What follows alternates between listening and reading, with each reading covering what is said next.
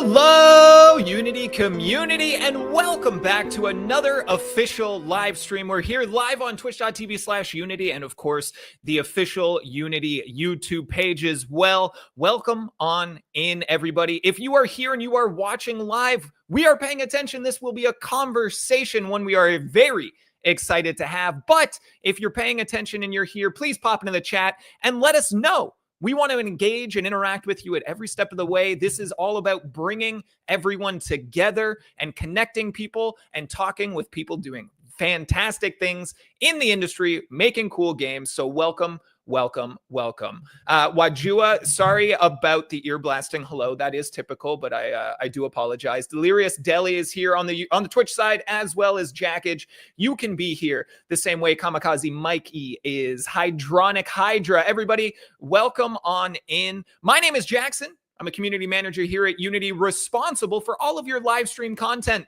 We are doing live streams each and every week, and we encourage you to join us every single one, whether you're looking to learn something, to feel inspired by something, or just to connect with other people in the games industry.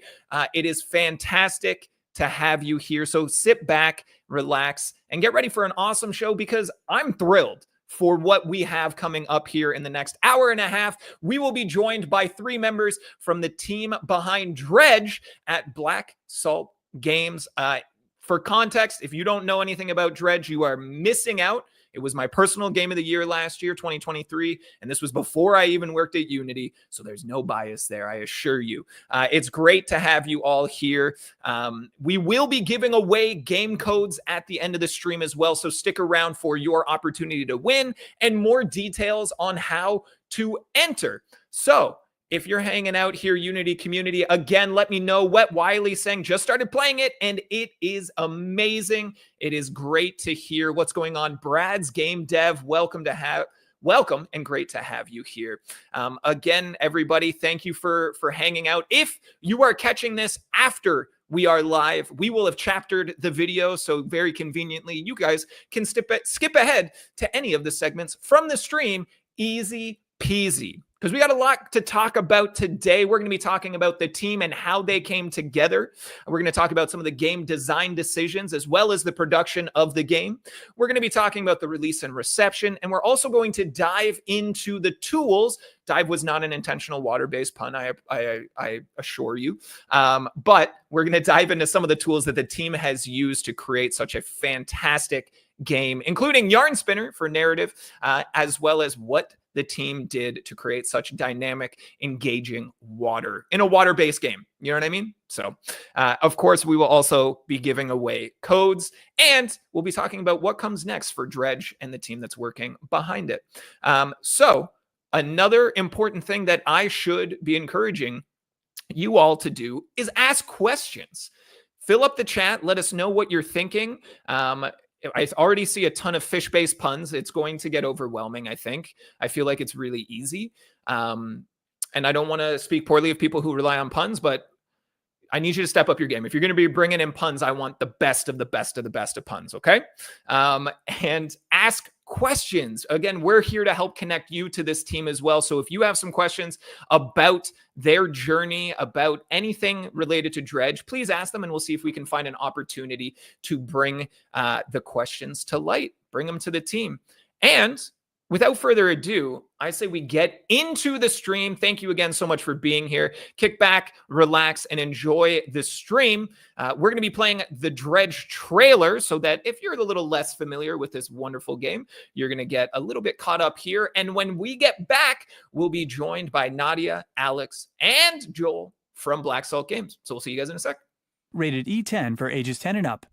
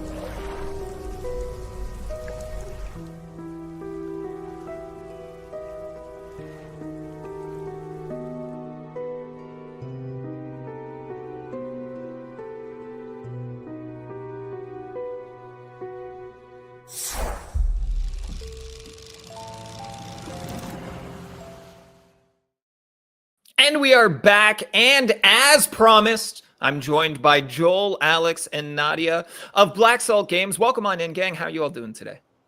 Good, thank you.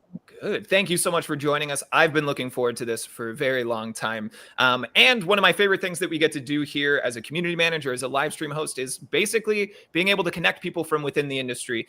So I want people to be able to know a little bit more about you. You're humans working hard on something that we all love and get to engage with. And a lot of people aspire to do very similar things. So letting people know a little bit about you, I find there's a great deal of value. So maybe we start at Joel and we go clockwise around the horn here, but we'd love to know a little bit about you, what your title, maybe a little bit about your role, because I know the team is small, so many people wear many hats, but a little bit of what you do here. And I always think it helps paint a picture about who you are if you can tell us your favorite game as well.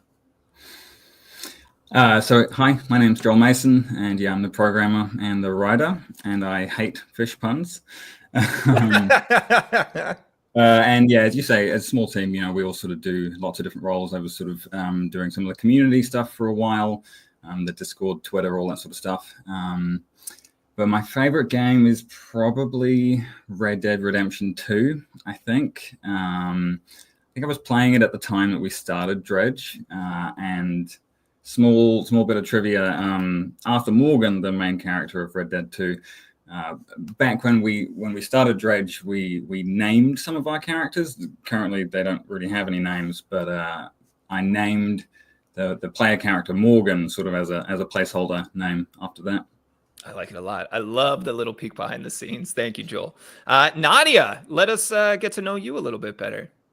Yeah, hi everyone. I'm the producer on Dredge, which is probably the least exciting out of the roles here today, but very, very necessary. It also meant that there wasn't a whole lot to do early on, so I was also the QA for Dredge for the kind of the first couple of years before we released. So I think I've got about 2,000-3,000 hours of playtime in this fishing game. So yeah, many fish have been caught. That's awesome. Do you have a favorite game of all time or a game that inspires you, Nadia?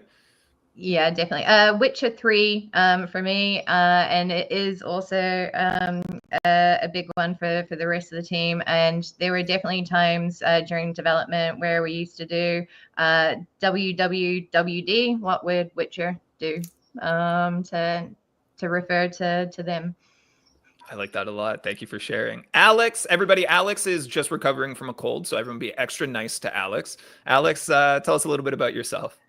Yeah, I'm Alex. I'm one of the two artists on the project, and I'm responsible for the art style, and also this was my first time being sort of like technical artist.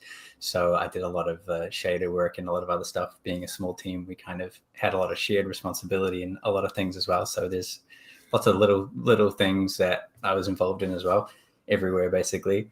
I guess my favorite game, that's a real tough one. I don't know if I have a favorite game of all time. I have games that I get obsessed with, just like recently. I get obsessed briefly with, and then I'll go back to them, or I'll come back. And randomly, the last couple of weeks, I got obsessed with Final Fantasy IX again, which is one of my favorite ones from my childhood, which is a random pick, I guess. But yeah, I've got it on my shelf back there, and it was just such a whimsical installment in the series. Yeah, that's awesome. We can also see is it a Sega Genesis? Did you guys do Genesis or Master Drive? Where I've got the Sega Mega Drive up there. Well, we called it the Mega Drive here. You did have the Genesis, okay. And that one down there is the Master System too. Oh, okay, cool. Got them both. Perfect. Yeah. Got the whole collection. We are also seeing some great questions come in. Unity community, I want to encourage you to continue to ask those. We'll try to bring them in where we are able to. We also have Hydronic Hydra saying, my favorite game of all time is Dredge. Not even biased. That's just how it is. So I think always an awesome thing for me to be able to help connect some of the community together as well. Before we kind of dive into the meat and potatoes of everything, I do want to bring in a question that was asked in chat. What was the biggest inspiration to start developing games, to create them? Do you guys have like a catalyst, a moment where you were like, I think I want to dedicate my life to this? Anything that stands out? I don't think I do. I feel like I lucked into the industry. You know, I grew up playing games, and I grew up on the computer, and I figured I would just do a computer science degree and get into something software-y. I never thought I would be as lucky enough to be in the industry. And really, I just stumbled into the job 10 years ago. So no, I don't think I have a good answer to that, unfortunately. No, I think it's awesome to hear, because for so many people, especially looking for access to the industry, which can at times feel, really challenging, to hear that there's like a myriad of different access points and stories and unique approaches to getting into the industry. I think it's really important to hear. Nadia, anything that stands out for you?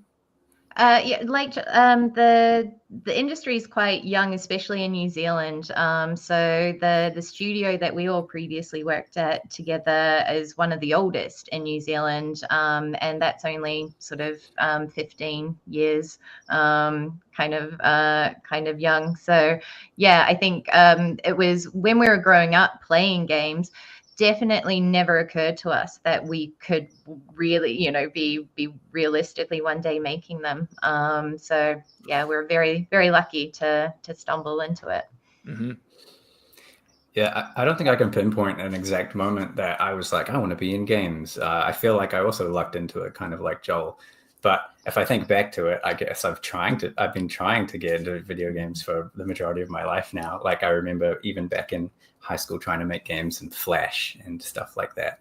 Yeah, or writing them in notebooks when I was a kid. Like this is my dream RPG kind of thing. That's super cool. And I think maybe very reminiscent for a lot of people, like very familiar. And if you can build it on paper, you can build it in a game. And if it works on paper, it works in a game, is something that I've been learning as well. So again, fantastic. Thank you guys so much for sharing that. And Nadia, I want to kind of go back a little bit to something that you mentioned about how you had all kind of previously worked under a different game studio. And that's kind of where I want to start this conversation, learning a little bit about the team and how you guys all came together. So can you tell us a little bit about kind of your origin stories? How was it that you guys decided to make this leap and decided who the right pieces to the puzzle were? Yeah, so as I said, we all worked together at another studio in New Zealand called Cerebral Fix. I think actually the first project that the four of us, Joel, Alex, Mikey, and myself worked on was all geared towards learning Unity. I think we had sort of 2 months between projects that we were hired to work on. So and previously we had been working in HTML5. So we thought, oh, okay, we've heard a lot about Unity and how much you can use it for. So let's, kind of play around with it a bit. And the game that came from that was a little mobile game called Ninja Tobu. And that went on to sell, not sell, but have over 5 million downloads. So there was something kind of swirling in this kind of creative team, even back in 2016 when we sort of first all worked together. It wasn't until 2020, though, when obviously the pandemic hit. The global industry kind of went a bit topsy-turvy, and it was, sort of at that point that we started really thinking about rolling out and building our own games. And we were lucky enough that the previous studio we were working for supported us in doing that. That's pretty fantastic. And I feel like the industry is so small as I'm learning in my relatively young career in it. And I can only imagine that it's even more small and intimate in New Zealand, where, like you said, the industry feels even more young there as well. Now, Dredge itself was made by a small team on a very small timeline. Can you kind of walk us through what the feeling was like when you made the choice to fully commit to this and you're like, yep, this is the plan and we're diving in? Was it purely excitement? Was there any apprehension? How are you guys feeling in that kind of moment? I was definitely pretty apprehensive. Yeah, exciting. Spending a decade at a work-for-hire studio and being given the opportunity to make our own games suddenly, that was kind of a no-brainer. But I had always worked as part of a team, and as a programmer, you can just get stuck on some things that you just aren't smart enough to figure out. And having a team there to bounce ideas off and find alternate ways to find solutions always helps. But then suddenly being presented with sort of this responsibility of you're going to be the only programmer on this team that kind of has to prove something, I was certainly pretty apprehensive about that. I'm lucky that Alex is a technical artist and understands some code here and there, so he helped me out. Yeah. Lots of hats and lots of responsibility for each of you. I totally understand that. Alex, let's swing over to you. How did it feel for you to kind of step into this for the first time to start the journey?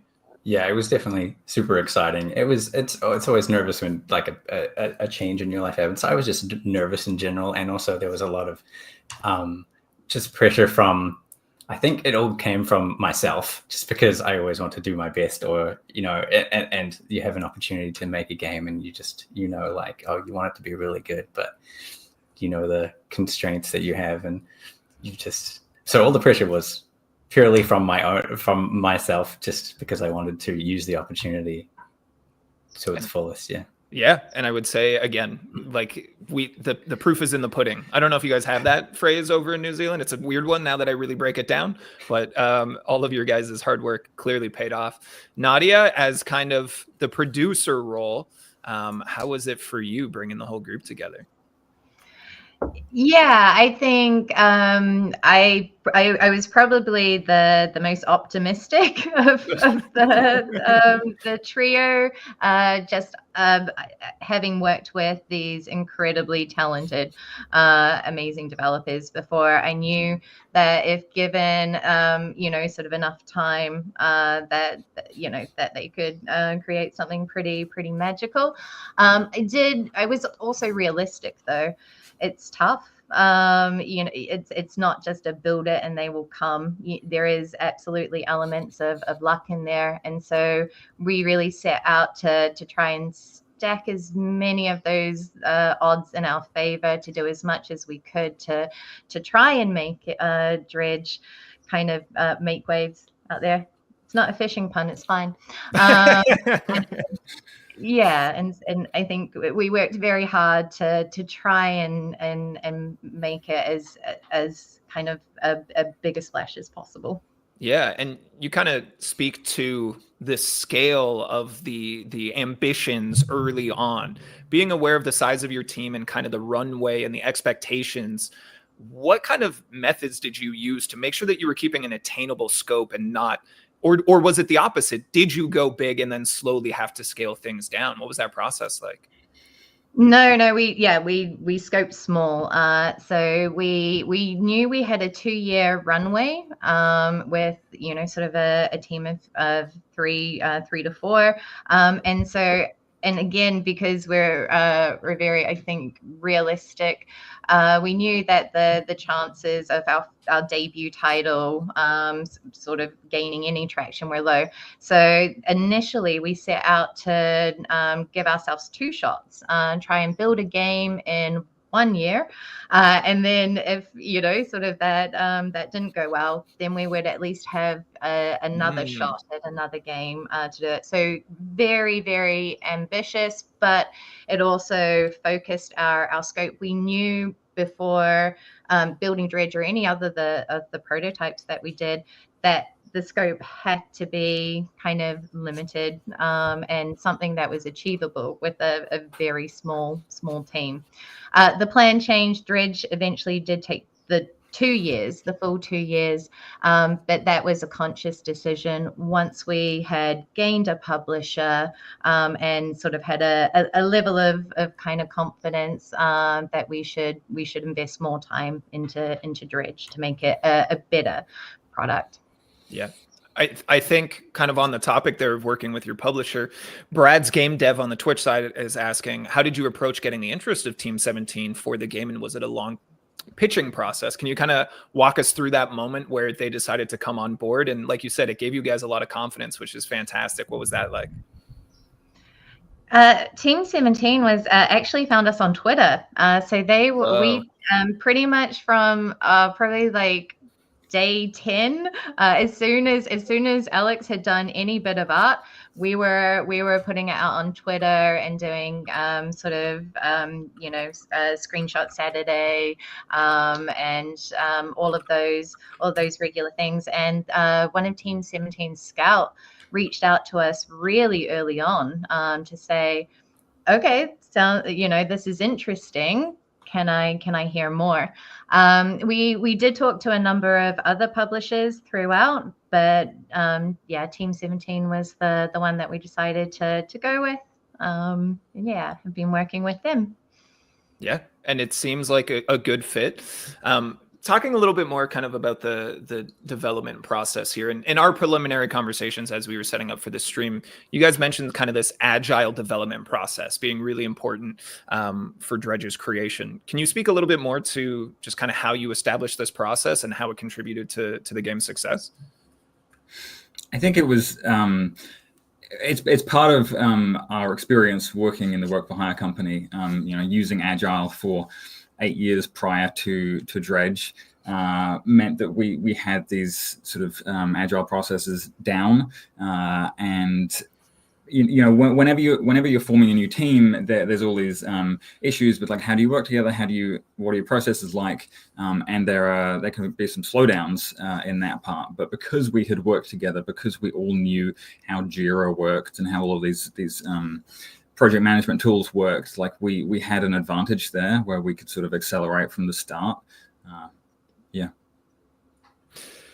And Nadia, I feel like I'm going back and forth. You've already given us so much gold to kind of talk about, but you guys had like this really unique approach to play and dev testing. How early did this kind of start, and how did it inform the development? I know that you mentioned it was pretty early on. Can you talk a little bit about that? Yeah, no, play testing is probably the most important component of our pre-release development. We started before we had even decided to take Dredge into production. So in our prototype, the play testing feedback actually fed a lot into us picking Dredge as the game that we wanted to make. So I think the first 6 months, we were basically just getting people in to get the controls right. So making them sort of navigate the boat, fishing, and we were just trying to make that as intuitive as possible to then eventually allow rebinding of controls.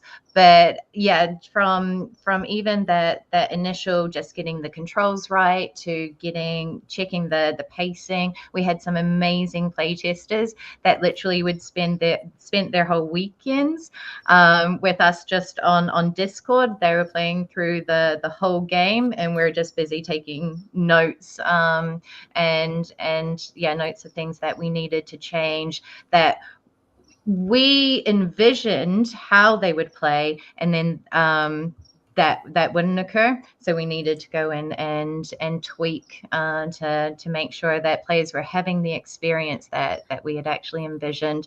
So yeah, it was a huge component, and something that we've kept right up until the DLC. So both of our DLCs have the endings have changed quite dramatically right at the point that we thought we were finished the DLC, just because of our play testers and the incredible feedback that they've been giving us.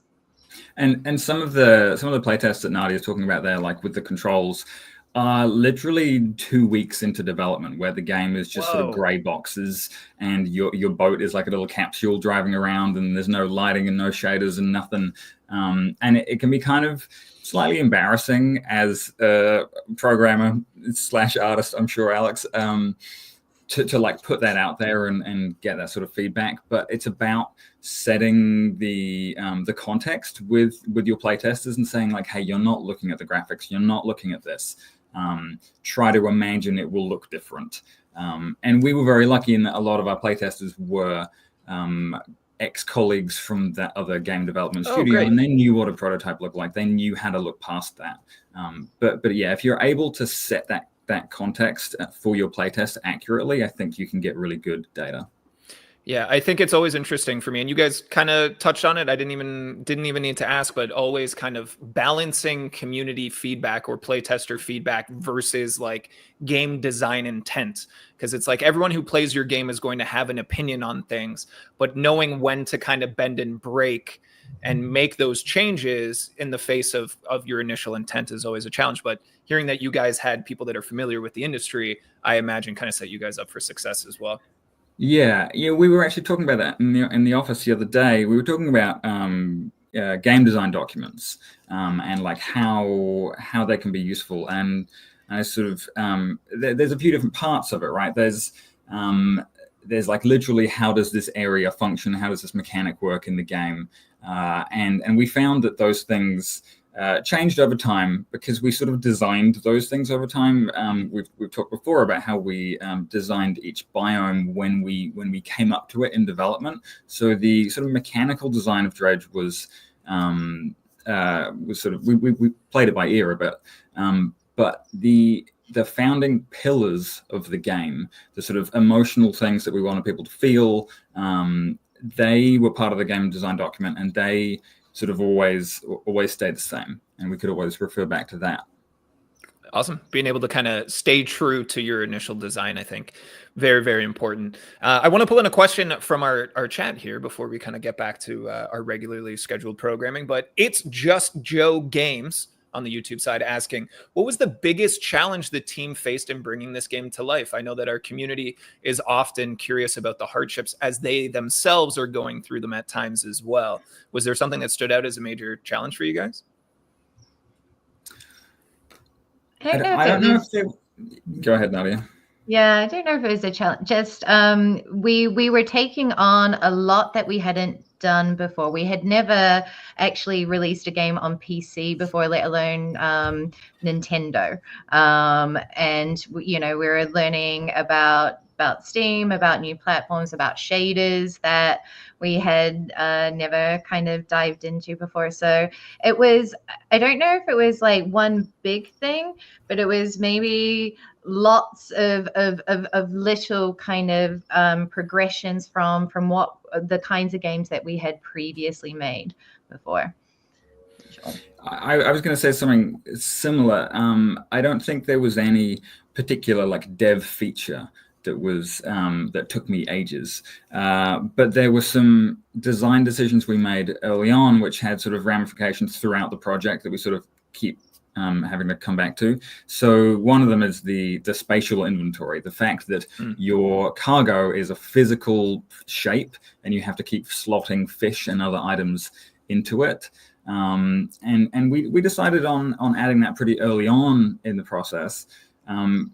But we kept finding ways that was complicating things. So, for example, we always wanted players to have control over that. It's kind of like a little puzzle that you're always managing. And we never really wanted to just sort of insert an item into that grid on behalf of the player, whether that's like a quest giver giving you an item that you have to take somewhere, which meant that we had to sort of interrupt dialogue and give you your grid back so that you could manage the dragging of that item and positioning it the way you wanted it to. And there were just all kinds of different ways that would come up throughout gameplay, which could affect like the pacing of the game as well, because like you might be out on the ocean and you have to do a little bit of quick inventory management, but maybe there's a monster chasing you, and it sort of messes with the flow a little bit. So that was a challenge throughout the project. Yeah. Alex, anything that stands out? I'm not sure if there's any individual thing. There was a lot of challenges along the way. There's so many that I can't pick one out, but that's kind of the nature of the beast with game development. I can tell you for sure that without the processes that we were already used to from previously working together and having Nadia as our producer, the biggest challenge for me would have just been staying on track on such a long-term project. I say long-term, it was pretty short in terms of video game timelines. But that wasn't such a problem because we were prepared for that. Would have been though, for me. Yeah, thank you guys for sharing. I know that the challenges can always be a little bit difficult to discuss or even put your finger on. So I know that it's valuable takeaway for the Unity community as well. Kind of getting back on track a little bit, we were talking a little bit about how things have changed with DLC and that sort of stuff. So Dredge has two different DLCs, major DLCs, with the Pale Reach, November 2023, and then the Iron Rig was August of this year. Did the development plan always include like a follow-up with DLC, or was this something that came about once Dredge kind of hit and found its footing and its success? Yeah, I don't know if we really thought that the game would be popular enough or have like enough players actually wanting more of it before we released. We did acknowledge that, you know, there would absolutely be post-launch updates. There will be gnarly bugs that would surface that we just hadn't found before in our testing. So we knew that there was going to be post-release updates, and we had pre-planned some content to roll out alongside that. Actually, we used our Steamfest Next demo to get a whole bunch of community feedback. I think we had something like 1,400 kind of suggestions, ideas, bug fixes, and so from that was amazing because we got to go through and literally saw the most popular ideas from players. So we saw that players wanted more map functionality. They wanted to be able to zoom and maybe place markers to make that more usable for them. They wanted to customize their boat and sort of add a bit more personality that way. And so we kind of had we got to plan ahead of time to bring those sort of most wanted updates in and schedule them to kind of drop alongside what we knew when we knew we would have to do some bug fixing. So we had some free updates planned, but yeah, I don't think we were bold enough to kind of assume that there would be enough people actually wanting more of the world, more of the story. So yeah, that was very nice to have players kind of demanding that from us. Mm-hmm. So those free updates, the photo mode, the map, and the boat customization, we actually shipped the launch day version with those features in the game, but they were turned off behind some Boolean flags, and we thought we would.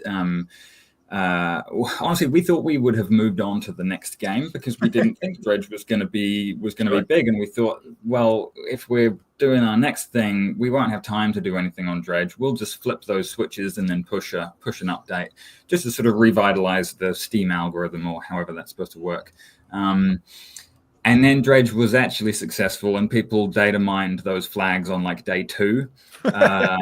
And people were posting all of the customized boats and stuff, and there was a whole thing to try to sort of shut that down.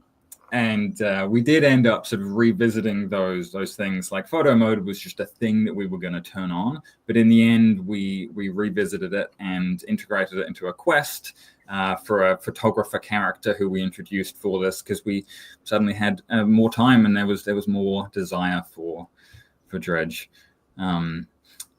And yeah, as Nadia says, we didn't expect that people would want more of the world, and then suddenly they did. So we picked up something we sort of left on the cutting room floor, which was the Pale Reach. So when we were very, very initially saying, like, what could this world look like, and we had a whiteboard, and we were sort of putting bullet points, which was like, I don't know, a volcano place, a swamp place, the standard video game tropes. There was an ice biome on there, and it didn't make the cut. So it was a bullet point that got erased from the whiteboard, and then suddenly we had this appetite. So we said, right, let's bring back the ice biome, and that's what we did. We sort of just added more of the world, and then we took a different approach with the Iron Rig, because we had all of these players who were playing our game for hundreds of hours, which is sort of not the intended way of playing Dredge. And the economy and things weren't balanced for that. So we had players with massive amounts of in-game money and nothing to spend it on.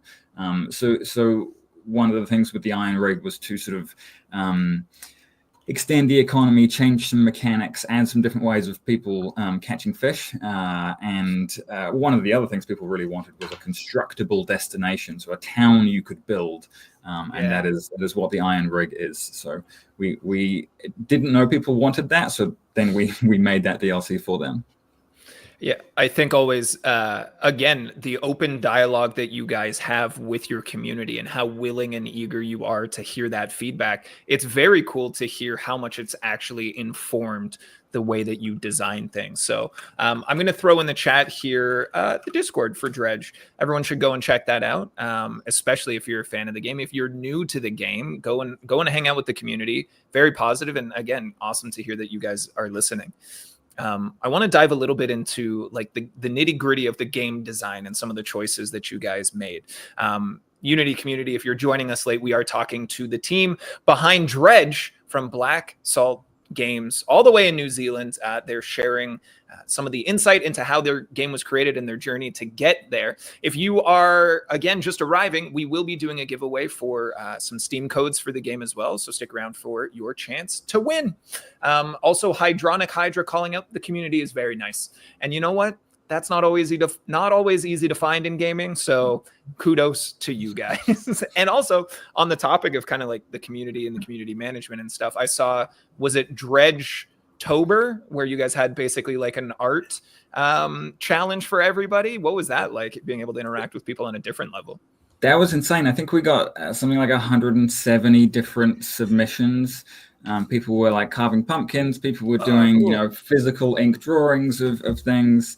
I think a few people did all 31 days of prompts. It was, remarkable. I did not expect that amount of attention. And I mean, DREDGE came out like almost 2 years ago now. I didn't think people were still so invested, but it was amazing.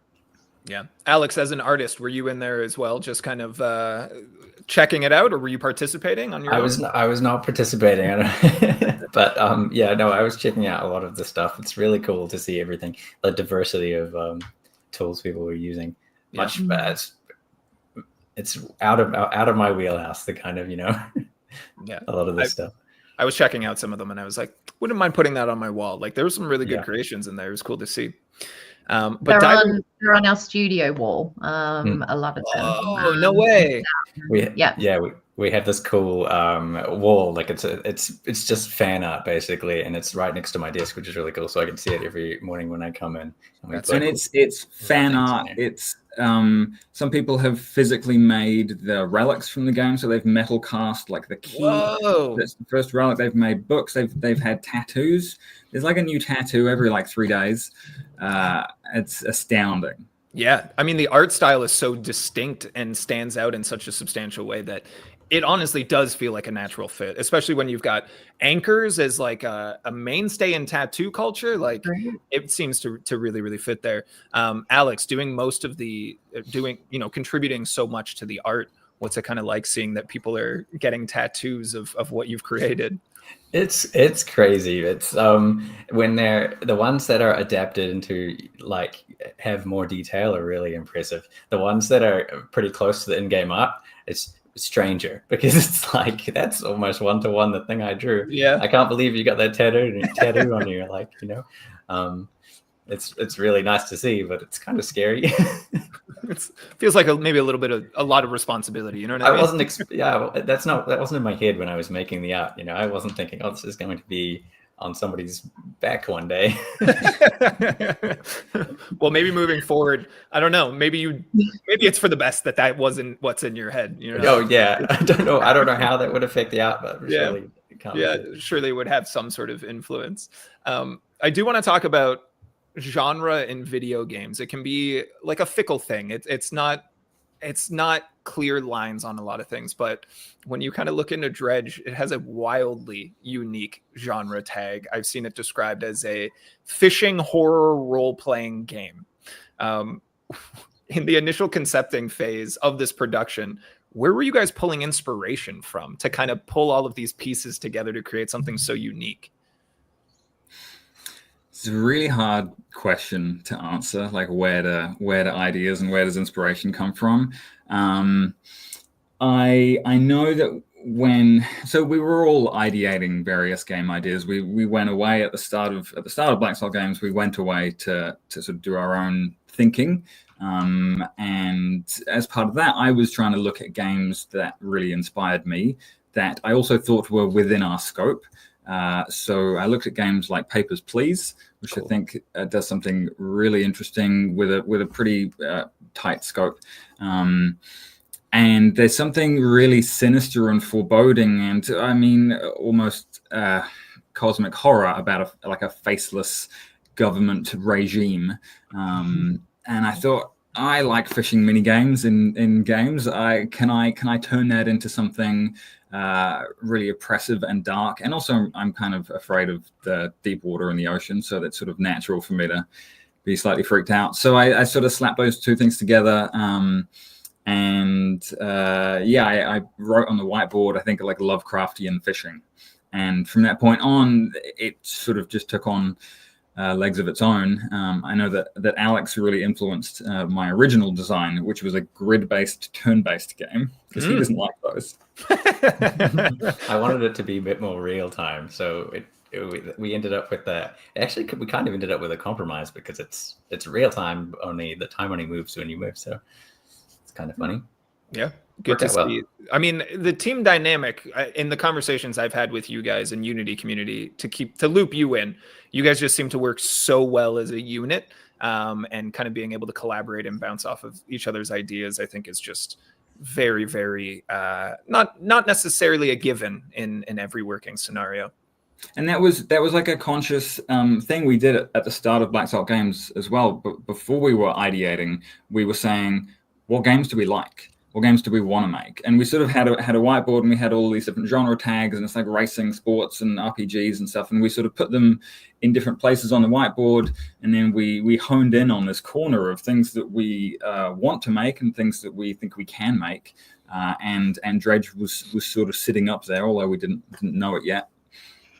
That's cool to see. I would love to see like that initial whiteboard and just like seeing where all of the ideas are scattered and how like can we sit and look at the first page and just draw all of the lines to find Dredge in the middle. Yeah. In terms of genre tags for Dredge, I remember we actually we had many discussions over development. We weren't exactly sure where it sit for a long time. We just were thinking we were just calling it an RPG for a lot of early development. And I remember we couldn't work out if it fit in with fish. It didn't really fit in with fishing games because, you know, the traditional fishing game, you expect to be using bait and this kind of thing. And it's not like a simulation game. So that was actually a whole journey. And we even learned exactly where it sit basically after it released. Yeah, I feel like that's something that once it gets into the consumer's hands, it takes on a life of its own. If you guys were to push back and be like, no, it's just a role-playing game, they kind of run the show from that point. So that is interesting to see for sure. We have Steve Paul in the YouTube chat calling out Lovecraftian fishing as a great description of a game. And that's how I describe it to people who aren't aware. I'm like, oh, it's Lovecraftian fishing. And they're like, what? And I'm like, just go and play it. Like it is a weird hook, but it's very apt. It's very on the nose. We kind of mentioned a little bit about the fishing mini game as well. And there's so many different versions. It's like your main action state, like we said, Alex, and kind of like time doesn't run while you're doing this. You're focused in on it. And it kind of manages to feel good with slight variations throughout the entirety of the game. It never really feels old. And I know that you guys mentioned that you added in a lot of variety very late in the process. Just how late were we adding to this mini game, and kind of how did you come to the conclusion that needed to be done? I think it was maybe 3 months before launch. And that's really the time when things are like final and they're getting sent off to get printed on cartridges and stuff. So that is very late. We were running a lot of like full game playtests towards the end of 2022, as the game was basically complete. And we only had one fishing minigame in the whole game. And it was the one that you're sort of introduced to in the Marrows, where there's like a wheel and you've got to hit the green things on the wheel. And we had always tried to make the fishing minigame as unobtrusive as possible, because it's not actually the point of the game. It's an exploration game. So we had all these playtesters playing the full 12, 16-hour experience. And some of them were saying, the fishing gets a little boring after a while. And some of them didn't comment on it. But we had always thought that it could get boring. And we thought, okay, what could we do? Let's ideate on this. Can we add some variety here?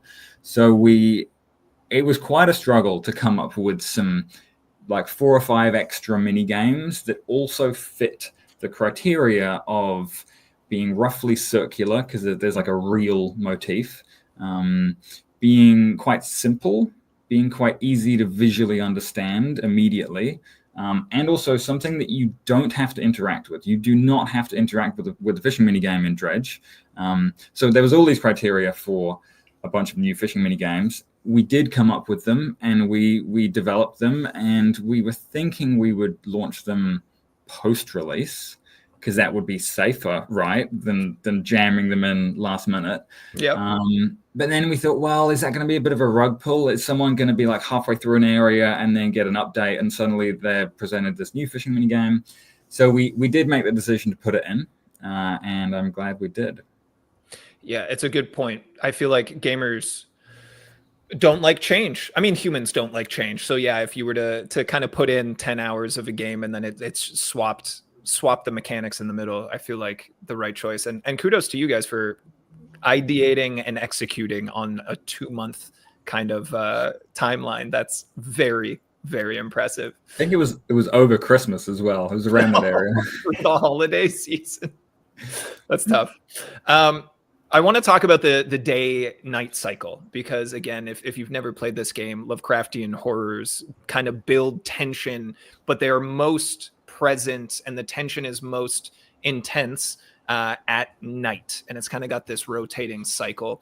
And in a way that Dredge kind of feels like almost 2 different games, and like the fishing can be really calm during the day, like it's almost serene out on the ocean, and then it's just this building sense of overwhelm, even if you're like towards the tail end of your day and you know the sun is on its way down, as these kind of 2 separate areas of the game. How do you approach balancing a day-night cycle when players can essentially be like, no, I'm too scared, I don't want to go out at night? Like, does it impact the amount of time and energy you're putting into both modes? It was certainly something we were aware of from the start, because as soon as we had a day-night cycle, we were playtesting it, and we had 4 or 5 people playtesting, and half of them would just sleep through the night, and half of them did not care at all, and they would just go out and they would crash into rocks because they couldn't see anything. And so we knew we had at least 2 very different types of players on our hands, and we had to cater to all of those. Mm-hmm. And that's a challenge. One of the ways that we tried to sort of pull it back was like there's not actually that much that can hurt you on day one. There aren't any monsters in the world, or many monsters in the world around the first area, and we sort of only start releasing things into the world as you get through gates in the main story quest. So yeah, that tries to keep a slightly more level playing field, but there just are going to be different types of players. Some people are just going to fish and get a bunch of money and upgrade their boat to the max before they even leave the first area. And yeah, we just had to try to make a game that works for all of those players. Definitely not an easy feat, because like you said, the very open world nature of it, if you wanted to just stay in that main area and grind away and break the economy, you can. You don't need to progress the story, which, I mean, if people are curious about this game, the fishing is enough to carry it. Like, it's enough of a hook to just be like, go and play it, because you can just ignore most of the game and still love it. Every individual piece brings such enjoyment. I do want to pull another question from chat here. We've got Blue Tangs Rock asking, what were the first fish added to the game? And also, did any species of fish get cut from the base game during development and like kind of bumped into DLC, or were all of the DLC fish kind of their own creations? I remember doing the Marrow's fish. That was the first list of fish that I got from Joel. I think, well, actually, they came from the original prototype, I think. So this is just like mackerel, cod, flounder. And then the very first, as a trivia piece, the very first aberration ever done was the grotesque mackerel, the blue one. So that has a special place in my heart just for being the first aberration. I think there was a point where in the design it was going to be the only aberration. That's how much the game has changed over time. But yeah, I think there were some fish that we might have had intended for something that ended up in we used for the DLC maybe. Joel? Yeah, that's right, because we actually started the iron rig before we started the Pale Reach. Oh, interesting. So we had sort of announced that we were doing the Iron Rig pretty early on. Like once we decided on our DLC plan, that was going to be our first one. And like Alex had done some fish for it. I think the wolf fish and maybe the goblin shark or something like that. Yep. And then the design of the Iron Rig just sort of got bigger and bigger as we got more of a handle on it. And we could tell that it wasn't going to be releasing in 2023. And we had sort of promised there was going to be more content in 2023. And we didn't want to break that. So we said, right, let's push the Iron Rig because it's not going to be in a good state in 2023. Let's push it. And let's pivot to something else, and figured out what we could deliver in that time was a biome, a sort of self-contained area, and we made the Pale Reach. That's cool. I didn't know that. It's exciting to hear about the kind of the behind the scenes, the inner workings. It's why we do this. It's very, very exciting. While we're kind of on a little bit jumping off of art design visually, I want to talk about the soundtrack. When I was starting to kind of create this stream and this conversation with you guys, I put on the soundtrack. I was like, I'm going to get in the right headspace. So I put on the soundtrack and I just listened and I was like, man, this is such a good soundtrack. I get some of the audio now as well.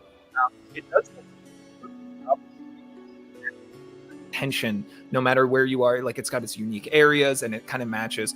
At what stage in the process did you guys start considering like the music and the sound design? Because even like the sound notifications while fishing, or you found a freaky fish and like that sound kind of it's great, it's perfect. Where did you guys kind of start with that?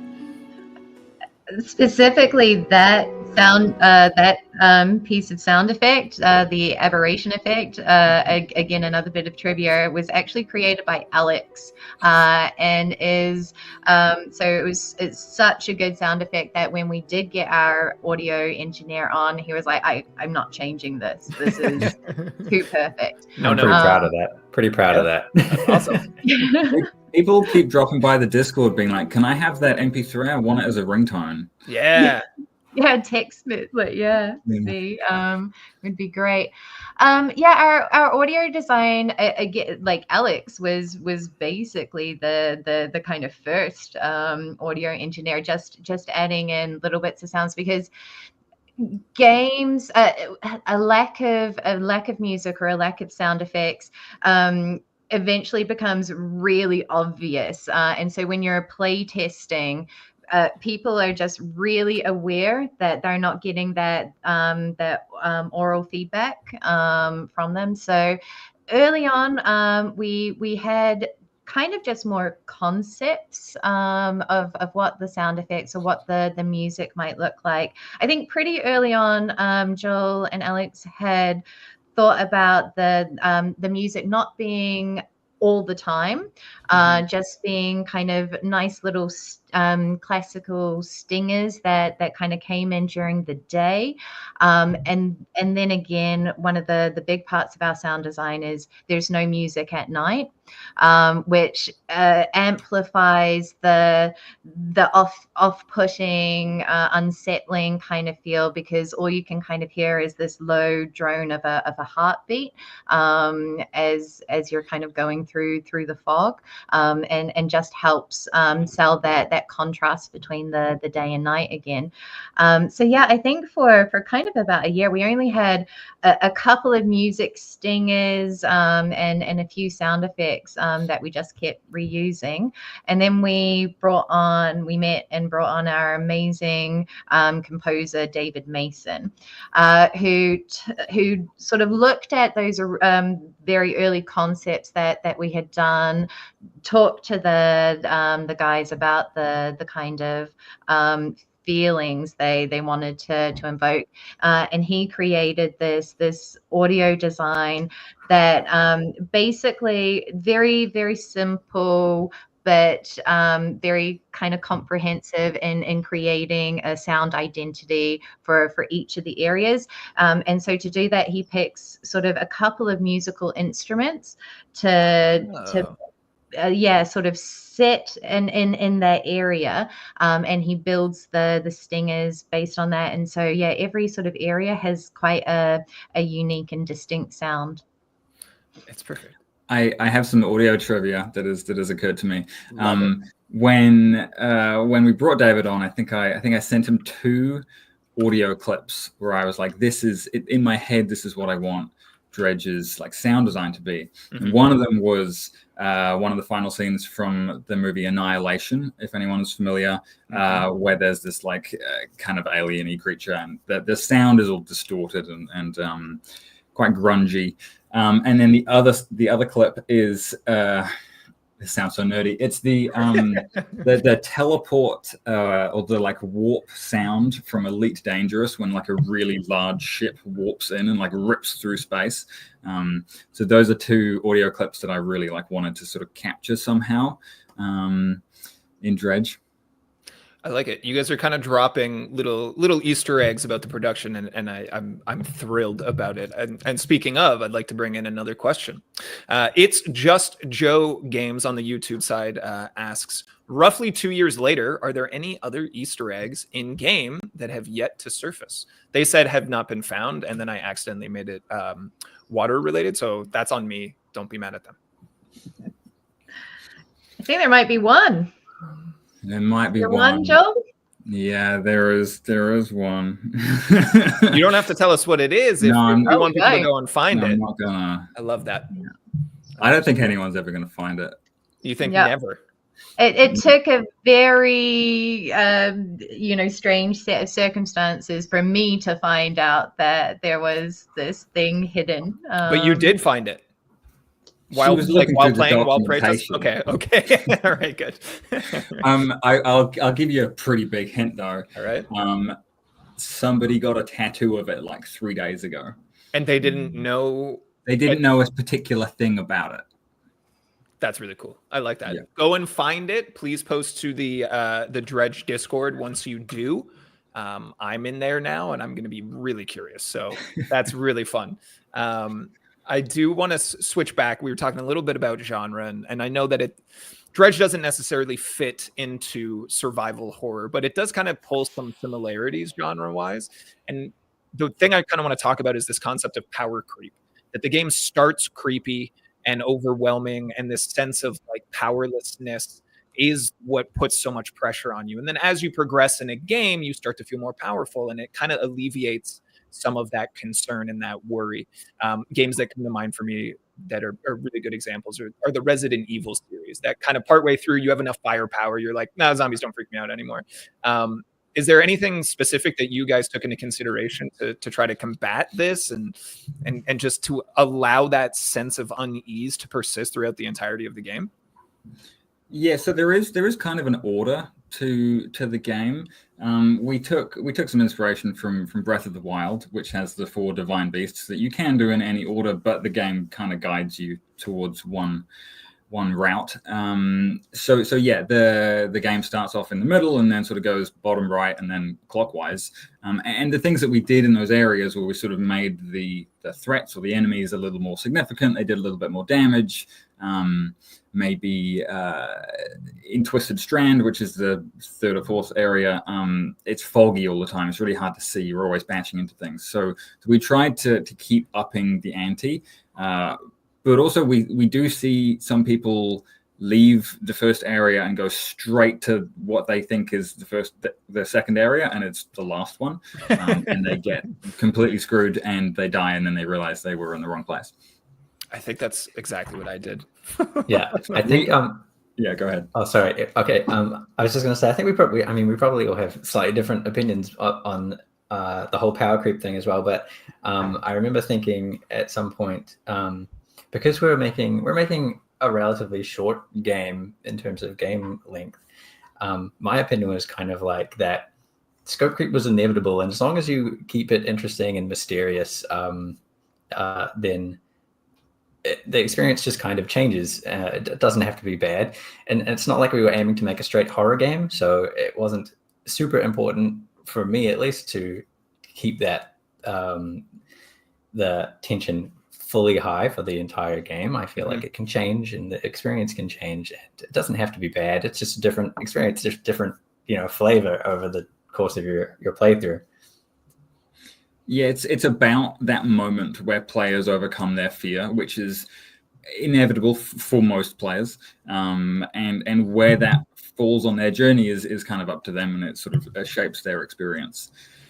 And what I was going to say before was the whole like heading to the final zone on day one by accident thing. Is largely kind of our fault, because you sail out of Greater Marrow, and in the distance there's a volcano that you can see. Because it's such an imposing thing on the skyline, people head to it, and we actually had to construct some islands in the way to just block to the block line of that sight. sight line, because otherwise people were just going there all the time.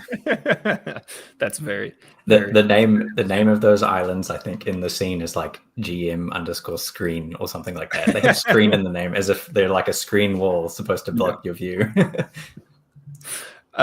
Again, thank you guys so much for sharing everything so far through the design process here. I've absolutely loved all of the insight that you guys have shared. We're going to switch gears a little bit here. Unity community and the gang behind Dredge here at Black Salt Games has agreed to kind of show us a little bit of their tooling that they've used to help create Dredge. And hopefully this is a good opportunity for you guys to connect with the work that they do and maybe learn something and take away something for your own projects. If you are, again, joining us a little bit late, you can watch the entire VOD after the fact. And we will be doing a giveaway in the next little while here as well. So stick around for that.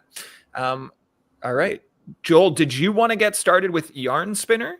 We want to start there? Yep, right. Sure. So I have never done any kind of demo of Yarn Spinner before, so I'm not sure how this is going to go. It might be kind of boring, but I will whip through it. Yarn Spinner is a tool that we use to basically control our narrative in the game, and it actually controls a bunch more things that I will sort of get into. But this is a picture from their website, and you kind of don't need to read the words. It's more about just like following along the main chunks and the blocks of what you can see. But maybe you can see there's sort of a few different chunks of dialogue here, and they are represented theoretically in a node graph on the right-hand side, where you can see it might do one chunk of dialogue, and then based on some condition, it might go to another thing or something else. So that's kind of the premise of Yarn Spinner. And if I go to my VS Code, again, you don't need to read the words. But this is the intro tutorial to Dredge. There are a few chunks in this file. There is the first piece of dialogue you see in the game, which is the mayor saying, "Hey, you crashed into the island. Why don't you go catch some fish?" The second chunk is when you come back and you've caught some fish, and then the third chunk is sort of where he says goodbye. So you can see in the top line, this is just straight dialogue that has been written, and then there is the second line is a command, and that shows the mayor's portrait. And so there's a scene setting line, and then the mayor pops up, and then the next few lines are the mayor saying some stuff. You can also see in here, perhaps there's some like BB code tags for which we use for coloring keywords. We wanted to make all those keywords really pop out to players, because we didn't want them to be having to read every word if they didn't want to. So there's a few lines of dialogue. Behind the scenes, we start a quest, and then he says, "Go fish." That's it. Like there's no complicated logic in here. You can sort of ignore that one. And then once you've caught some fish, you come back. You have some more dialogue. And then we see our first little bit of smoke and mirrors in the game, where there are two options here, where he says, where you say, "Selling fish helps the town." Okay, I got it. Or you say, "Where do I sell the fish?" And it doesn't matter which one you pick. He's going to say the same line after that anyway. The illusion of choice. Yeah. Most of our choices actually do have different dialogues, but this is just a really simple one. So this is the syntax for choices. It's just like a little arrow thing. And then you can also see at the bottom here, at the end of this, we unlock some destinations. So this goes set destination available storage. So suddenly players can access their storage because we're sort of a little bit further through the tutorial here. So you can see immediately that we're sort of winding together like stage directions of both narrative dialogue and sort of game instructions. The collector is a character who is pretty central to the game. I've snipped a bunch of spoilers from this section, otherwise it would have been very spoilery. But whenever you go and talk to the collector, which you can do at any point in the game, you can ask him some things. And we wanted to make those things change as players got further through the game. So you can see this batch of options. There's a whole bunch of things here. There's like 12 different options here, but you don't always get to ask him every question. At the start of the game, you can only ask him the top two. How long have you lived here? Who owned these things? They're pretty surface level questions because, and I'm pulling from game data here, the player has only handed in one relic. Right. And you can maybe see that this number sort of increases throughout the file. And by the end of the game, as you've handed in more things to him, you can ask him more questions like, are you human? Yeah, more game-related things. And then the final thing I want to talk about, which I think is cool, is in the Iron Rig, we have a mad scientist type character who wants you to go out and collect samples of fish from each of the area. And so this is how it works. He says, do you have those samples from the marrows?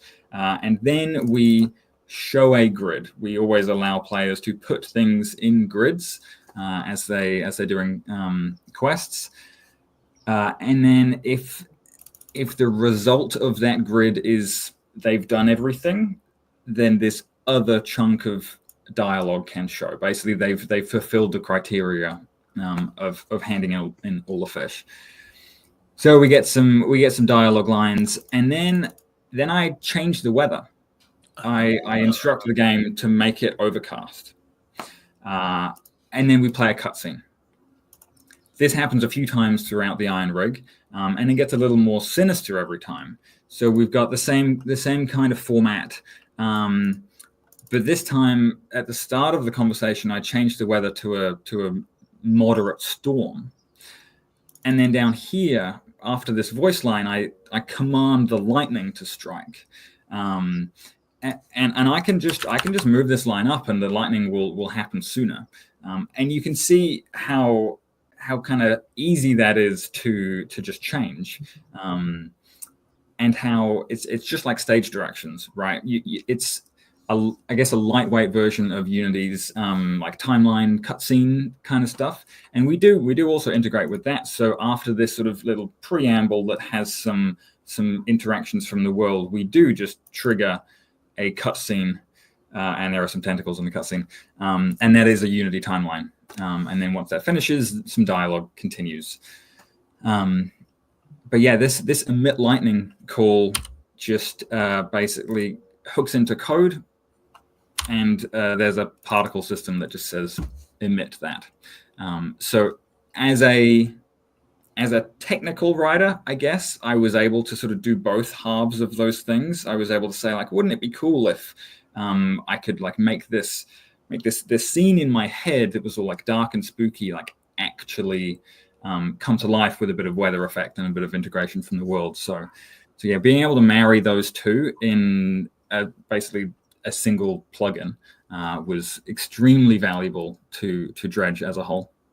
That's awesome. Thank you for kind of giving us a peek behind the curtain. Kira on the YouTube side calling out a very nice system. And Ryonic Fire wanted to ask a question on the Twitch side.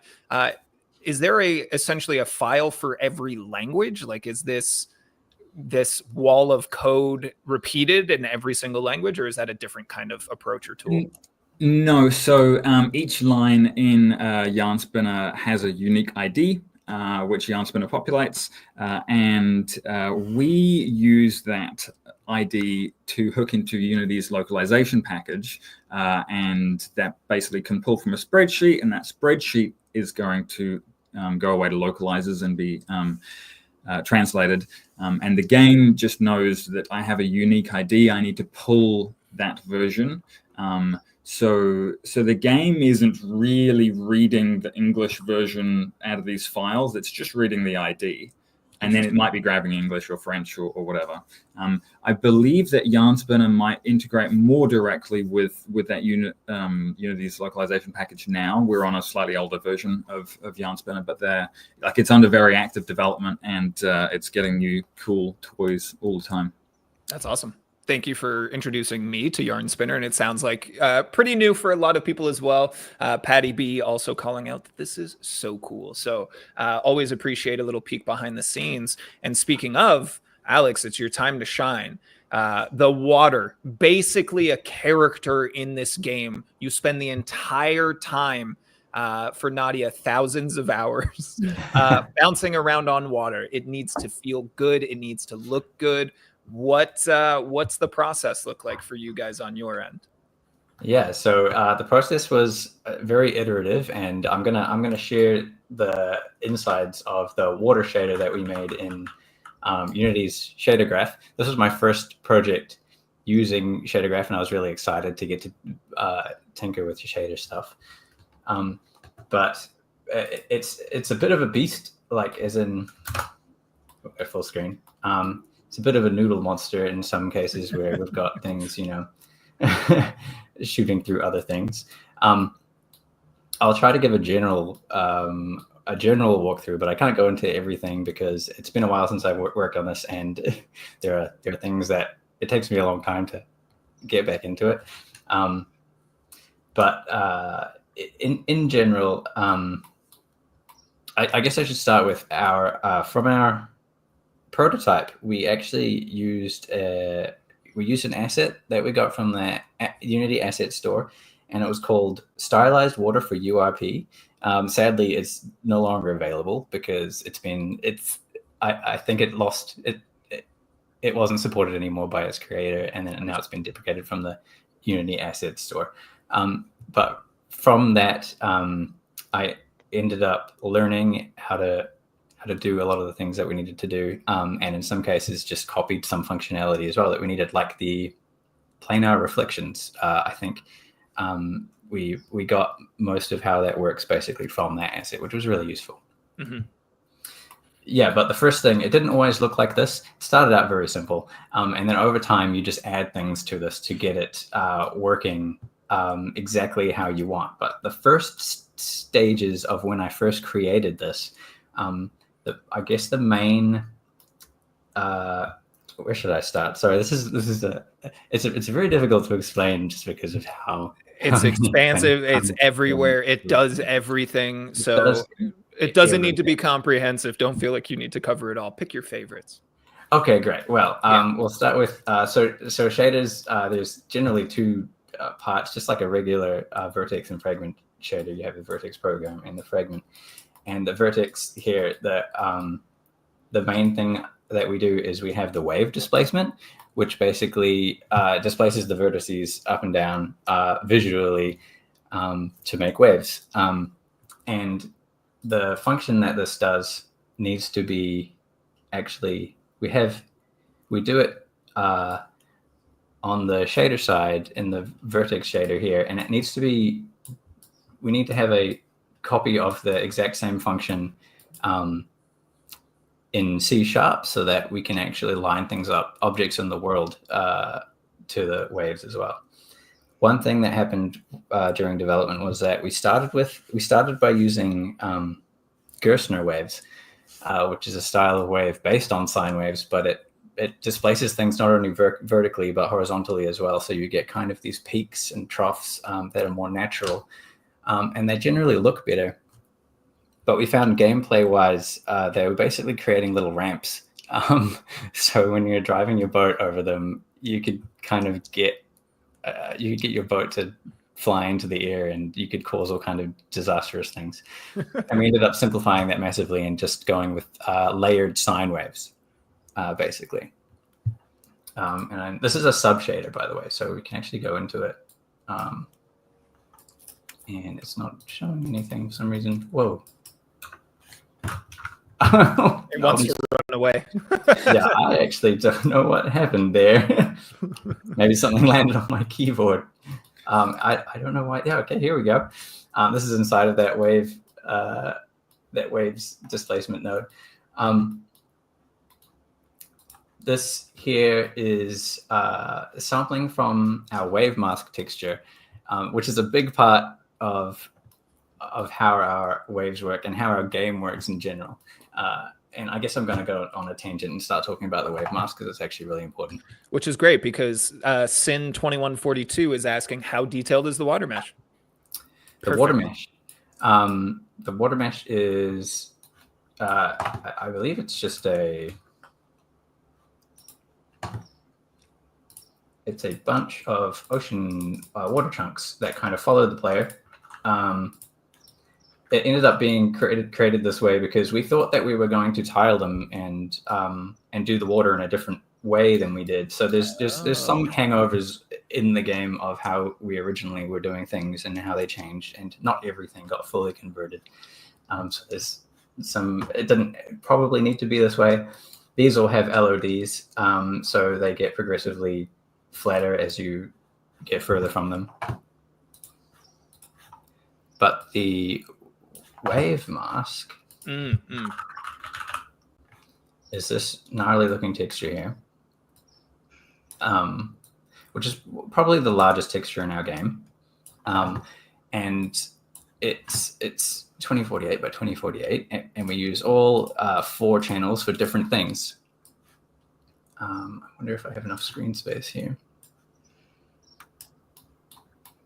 Here we are.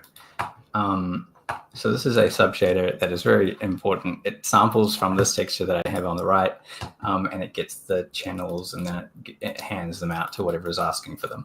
And this is here explains what we've done with each of the channels. So it basically looks like a map of the game. It has the extents of the playable area minus the pale reach. We had to find a new solution to actually add the pale reach onto this because it's outside of the bounds of this. Oh, interesting. I'm sorry, I'm just going to give it a try mouth. I'm going to have A-okay. Again, everybody, if you're just tuning in, we're joined by the team from Black Salt Games, and Alex is showing us how we made waves, but also recurring from sickness. So you're doing great, Alex. Keep it up. Thank you. Yeah.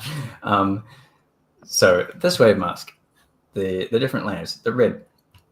This is kind of like a distance field. So like a signed distance field, which represents the distance to something by a gradient, essentially. So this is how far you are out from the islands is the greater the amount of red, essentially. Except it's going inverse inside these islands. It's clipping. But that doesn't matter. That's inside the island, so you don't see it there. Green is used for water depth. So this means we don't have to have any collision under the ocean at all. There's no colliders, so we don't have to do any raycasts or anything like that. If anything wants to know how deep they are at any point, it samples from this texture, and then it does a conversion to our world depth, basically, and says this is how deep it is at your current point. So things like crab pots and trawling use this. Oh, right. Yeah, so this actually has functionality, uses in the game. Blue, which ended up not having a lot of information on at the end, affects the amount of fog. So the more that this is painted out, so these little spots that you can hopefully see, just means that the fog is less dense in those areas. This is where Greater Marrow is. It's basically around our docks. Mm-hmm. And then the alpha channel is used to help, is used to smooth out the waves. So we have transitions when you're coming into and away from main hubs. This was important so that people can't ramp up onto islands and get themselves permanently stuck. Yeah, I feel like that would be a bad thing to have happen. Yep. Very important. Yeah. So that's the general gist of that texture. I don't know if there's any other trivia that I should... No, I think that's That's great. I feel like if you feel that you've imparted your wisdom and knowledge, I mean, I feel smarter, stronger, better, faster as a result as well. So I think the main thing is to show how scary that water shader is, and then also showing the black magic of those different channels. Yeah. There's a lot of stuff going on. The look of our water is mostly driven by textures. This does, as a brief overview of what you're seeing here, basically, where we start with some UV coordinates for our textures. I generally try to keep all of the variables that are going to be used inside of the shader on the left, much like class variables if you're writing a C#, if you're writing a script or something like that, although it does end up getting messy. So I'm scrolling some a normal texture here, which is kind of, I can actually show you this texture because it is all stylized and it contributes to the look of the game. So our normal texture is actually this one, which I can't zoom in on anymore. But you might, because it's very small. This is only a 128 by 128 texture because it doesn't need to be that big. It turns out, but it resembles a normal texture, except it's not very smooth. It's actually chiseled. It's very faceted, which is, if you've played Dredge, kind of the look of the game. And then this other texture here is this mess of things here is what we use is what I sample to get the water foam and put like more grittiness into the water So basically I'm just scrolling a normal texture, and then the refraction is done on the UVs so that when I sample with this new refracted UV coordinate, when I sample the scene color over here for mixing in the refraction, it's already sampling the right place to make the refraction look like how it needs to. There's a section here that is isolating the wave tips so that I can color them differently, for example. This is getting the water depth at the area so I can also make the water look darker where it's deeper. This is mixing some watercolors together. There's a whole section down here which is doing different types of foam, water foam, and then mixing them together. The red channel on that wave mask that I showed you before is used specifically for this area here, which is our static edge foam. And that is the effect that you see around everything here, this sort of permanent.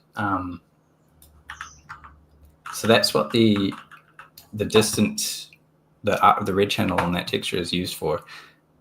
Basically, you can convert that into like rings emanating out of things, and then you can fade that off and you can add some textures to it and make this stylized foam. This water setup is massively complex, and again, like with the amount of time that people are spending interacting with it, like it makes sense that there's this level of care and detail, but it's so cool to see kind of broken down in this way.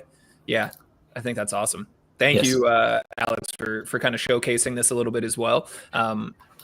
As Joel kind of alluded to, even if there's no direct technical takeaway, just to kind of see the level of expansiveness and the way that people might approach their own kind of projects. I think there's a lot to take away there. We are kind of getting towards the end of the show here. We'll hopefully be wrapping things up in about 10 minutes. So with that, we'll have I have a couple more questions for the team, but for the Unity community, if you guys are looking to win a Steam key for Dredge, head on over to the Twitch channel. If you're watching on YouTube, it's great to have you here, but the giveaway is being hosted on the Twitch side. So make sure that you head on over there and put !giveaway in the chat, all one word. Everyone can be entered one time, and we have about 15 keys to give away. So lots of opportunities. Make sure that you're in the mix, !giveaway, and we'll leave that open. We'll chat a little bit more. We'll pull some winners, and then we're in the home stretch, gang. I've been really enjoying hanging out and chatting with you guys. Thank you again for being here, for sharing all of your wisdom, your knowledge about your journey every single step of the way. It's been really, really encouraging and so fun for me. I do want to kind of take a moment to, we talked about the process leading to here, but kind of looking to the future a little bit from you guys. There's new and exciting things on the horizon. Of course, you guys have a mobile release happening in December, which is super exciting. My previous job was a community manager at a mobile development studio. So that's right up my alley. But with a kind of new platform release, what is it that is going to like appeal to existing Dredge players? And what are you kind of hoping hooks in some of the new potential players once you reach a new platform? I think we're just really excited about being able to reach new audiences. There are a whole lot of gamers that don't have a console or a PC that they can sort of use all of the time, but they do have a mobile device. And one of the things that we were relieved and heartened to find was our Nintendo Switch version, and especially our Steam Deck version, were like so well received. People say it is the most perfect airplane game to play while they're flying long distance. And so, yeah, we just thought if we could get it in literally into people's hands, there would be a whole lot more players that would be able to experience and enjoy Dredge who can't right now. So I think this year, basically after the Iron Rig, our real focus has been how do we get Dredge to the people that are asking for it but can't currently play it. Yeah. And I think you're right. Being able to kind of take it on the road with you and have it anywhere feels like a dream. So it feels like a fantastic fit. I'm really eager to see how you guys have kind of adapted some of these systems, but I know I'll be playing it probably all over again as soon as I can get it on my phone in December here, especially because I have to fly home for the holidays. Honestly, get into some Lovecraftian fishing during the holiday season. It's perfect.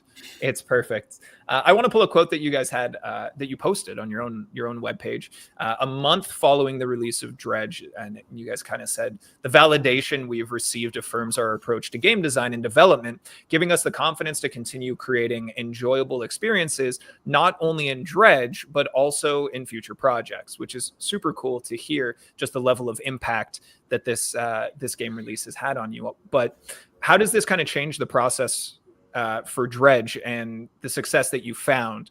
How does it change kind of your approach to future projects as well? I don't know if it does change the way that I look at things. I think I'm sort of emboldened and heartened to see the reaction to the way that we wanted to make a game, because I think we tried to do some different things. Our world is a little unpredictable, and we do some things that I think people don't expect us to do. The way we like bury the story like quite deep was a risk, and we always knew that there was a chance people weren't going to understand it. And certainly we've seen streamers hit the credits and go like, wait, what happened? But then they do dig into it and they realize there's sort of these multiple layers that to this day our community are still finding out. So that kind of approach really excited us to make, and I think I'd like to think we can do that again. Yeah. Do you guys have, and feel free to tell me that we don't want to discuss it, but do you guys have your sights set on something for your near future? No, we're obviously still working on Dredge and making sure the mobile version is sort of as engaging an experience as any of our other platforms. But I think we're really excited so our process is an ideation process. We don't just kind of come up with one idea and be like, that's what we're going to do.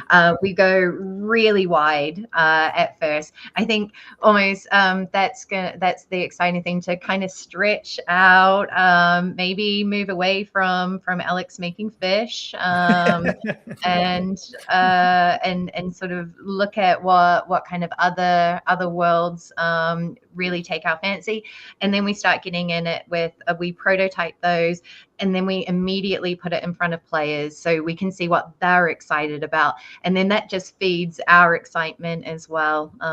And so I think more we're just really excited about getting into that kind of ideation process. Yeah. I'm excited to see what you guys come up with next. I'll certainly be following along every step of the way, as I'm sure many of the fans of Dredge and hopefully the people that are curious and eager to learn from you guys today as well. I'm really excited for what the future holds. Unity community, if you are still interested in entering this giveaway, again, make sure you are over on the Twitch side. If you don't have an account, it'll take you no time at all to create one, and type in !giveaway in the chat. We'll be pulling winners in just a moment here. We'll be closing up entries. Thomas really wants to know, Alex, how many different fish do you think that you have drawn throughout this process? Oh, I don't know the exact number. There's a couple hundred now, right? There's 230. Yeah. 230. Our numbers kept lining up with some sort of like some Pokemon releases. That's what I was going to say. Well, I remember going through, because I 100% cleared. I did all the achievements and stuff, and I remember being like, it's like I'm finishing my Pokedex right now. This is very fun. It was 151 for the base game, I think, or maybe with a few updates. That was a coincidence.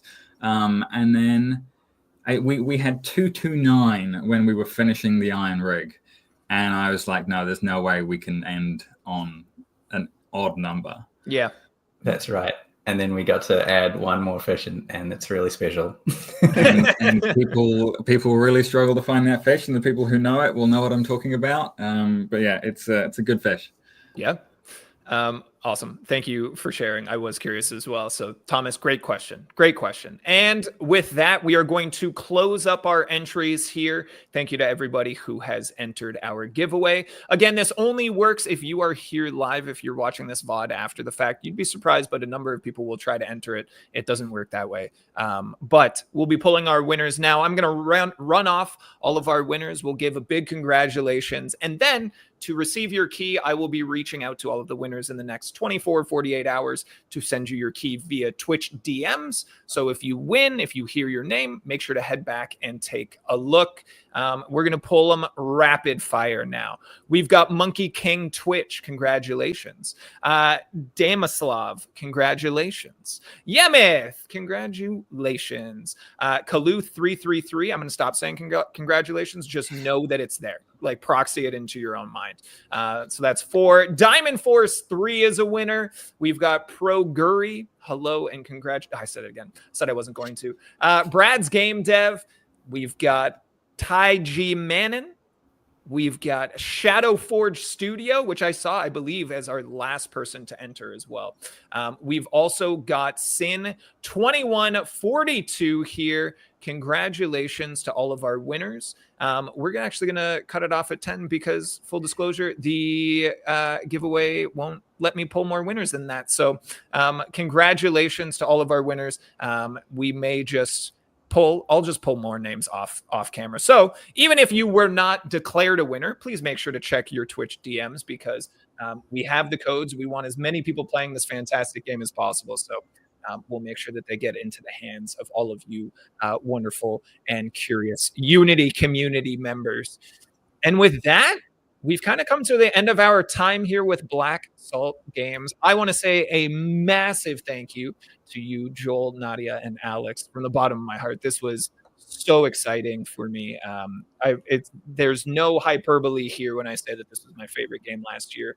So to kind of have the moment to talk to you guys about what went into creating it was a dream come true for me. And I know a lot of people in the community have expressed either how much they enjoyed the game or how much they appreciate your presence here and willingness to chat with us. So thank you, thank you, thank you. Thanks for having us. It was great chatting. Of course. Yeah, thanks. It was good. Yeah, no trouble at all. Stick around and we'll chat again as we wrap up. But for now, I gotta chat with the Unity community. But thank you again, Black Salt Games. Unity community, I am so grateful that each and every one of you are here. Thank you so much for joining us. Again, my whole responsibility here is to create live stream content that gives you all the opportunity to learn, to connect, and to feel inspired. So thank you for being here and being a part of it. We have live streams pretty much every week, schedule permitting. we, of course, have many opportunities for you all to join us. Check out the Discord as well as the discussions page for all of the news that you need to know about Unity and to be able to connect with each other. Excuse me. We do have another stream next Thursday. That is Thursday, November the 21st. We will be reverting back to our 9 a.m. Pacific start time. We will be joined by the team behind Void Crew at Hoot Games. They are super cool, and they're very excited to share their journey in creating an epic co-op space adventure game. So make sure to come on back. Again, if you got here late, we will have the VOD up and available and chaptered ready for you all soon. Everybody, until I see you all again, my name is Jackson. Thank you so much for being here. We're out.